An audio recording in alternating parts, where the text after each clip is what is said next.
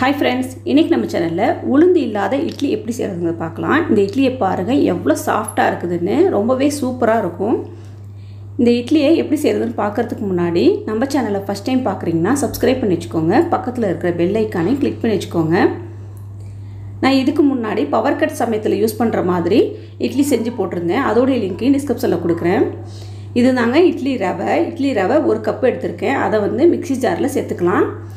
1 cup idli ரவைக்கு 1/4 cup ஜவ்வரிசி எடுத்துக்கணும். இது வந்து மாவு ஜவ்வரிசி, இது வந்து நைலான் ஜவ்வரிசின்னு சொல்லுவாங்க. நம்மளுக்கு இந்த மாவு ஜவ்வரிசி தான் தேவை. இது 1/4 கப் எடுத்து வாணல்ல எண்ணெய் ஊத்தாம வெறும் வாணல்ல வறுத்து எடுத்துக்கலாம். இப்போ இது நல்லா வறுபட்டுருச்சு. இதை வந்து ஒரு தட்டில் ஆற வச்சுட்டு இதையும் அந்த ரவையோட சேர்த்து அரைச்சிக்கலாம். இப்போ இதுக்கு தேவையான அளவுக்கு கொஞ்சமாக உப்பு சேர்த்துக்கோங்க.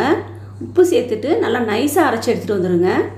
இப்போ பாருங்கள், நான் நல்லா நைஸாக அரைச்சி எடுத்துகிட்டு வந்துட்டேன். இந்த அளவுக்கு நல்லா நைஸாக அரைச்சிக்கோங்க. இது மாதிரி அரைச்சி எடுத்து வச்சு ஒரு பாக்ஸில் ஸ்டோர் பண்ணி வச்சுக்கலாம். இப்போ அரைச்சி வச்சுருக்க மாவுலேருந்து 1 கப்பு எடுத்திருக்கேன். இப்போ அதே கப்பாலேயே 1 கப்பு தயிர் எடுக்கணும். நான் தயிர் வந்து வீட்டிலேயே உர ஊற்றி வச்சுருக்கேன். இது பாருங்கள், நல்ல புளிப்பு இல்லாத தயிர், புது தயிராக இருக்கிறதுனால எனக்கு நான் 1 கப்பு சேர்த்துக்கிறேன்.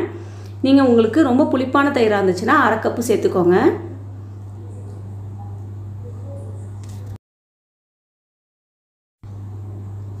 இதோட 1 கப்புலேருந்து 1/2 கப்பு வரைக்கும் தண்ணி ஊற்றிக்கோங்க. தண்ணி ஊற்றிட்டு நம்மளுடைய இட்லி மாவு பதத்துக்கு கரைச்சி வச்சுக்கோங்க.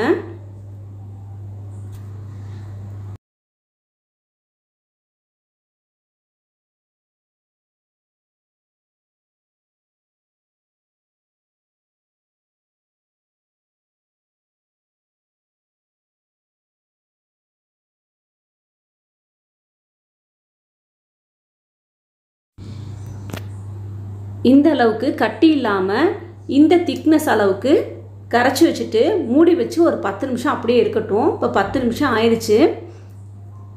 இப்போ பாருங்கள் எப்படி இருக்குதுன்னு. இந்த பதத்துக்கு வச்சுக்கோங்க. ரொம்ப தண்ணியாக இருந்துச்சுன்னா இட்லி சப்பையாக இருக்கும். நான் ஒரு பாக்கெட் ஈனோ எடுத்திருக்கேன். இந்த ஒரு பாக்கெட் ஈனோ வந்து 1 ஸ்பூன் வருது. நம்மளுக்கு தேவை 1/2 ஸ்பூன் இருந்தால் போதும். ரொம்ப சேர்க்காதீங்க. பாருங்கள், இந்த 1 ஸ்பூன்லேருந்து நான் பாதி தான் எடுத்துக்கிறேன். பாதி எடுத்து இப்போ இதோட சேர்த்துக்கலாம். சேர்த்துட்டு இதில் இதுக்கு மேலே கொஞ்சமாக தண்ணி ஊற்றி நல்லா மிக்ஸ் பண்ணிக்கோங்க. மிக்ஸ் பண்ணிவிட்டு எண்ணெய் தடவுன தட்டில் எப்பவும் போல் நம்ம இட்லியை ஊற்றிடலாம்.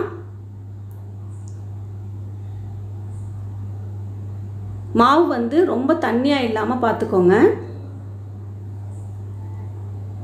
இதில் நம்ம தோசை ஊற்றலான்னு கேட்டாக்க நம்மளுக்கு தோசையாக வராது. இதை வந்து இட்லி சட்டியில் தண்ணியை வச்சு ஆவியில் 10 நிமிஷம் வேக வச்சு எடுத்துக்கலாம். 10 நிமிஷம் வெந்திருந்தால் போதும். இப்போ பாருங்கள், நல்லா வெந்துருச்சு.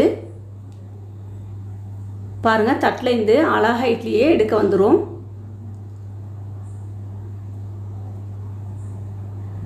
நம்ம தோசையாக ஊற்றணும் அப்படின்னா தோசையாக மெலிசாக ஊற்ற வராது. கொஞ்சம் மொத்தமாக ஊற்றி ஊத்தப்பம் மாதிரி தான் ஊற்றலாம். ரோஸ்ட்டாக ஊற்ற முடியாது. ஆனால் ஊத்தப்பம் மாதிரி ஊற்றினாலும் நல்லா டேஸ்ட்டாக இருக்கும். பாருங்கள், எவ்வளோ சாஃப்டான சூப்பரான இட்லி ரெடி ஆயிடுச்சு. நான் இதுக்கு முன்னாடி போட்ட மாதிரியே பவர் கட் சமயத்தில் யூஸ் ஆகிற மாதிரி இந்த மாவையும் ரெடி பண்ணி வச்சுக்கிட்டோன்னா நம்மளுக்கு எப்போவுமே யூஸாக இருக்கும். இந்த உங்கள் வீட்டில் செஞ்சு பார்த்துட்டு எப்படி இருக்குதுங்கிறத கமெண்டில் சொல்லுங்கள். நம்ம சேனல் மதர் சமையலை சப்ஸ்கிரைப் பண்ணி பக்கத்தில் இருக்கிற பெல் ஐக்கானை கிளிக் பண்ணுங்கள்.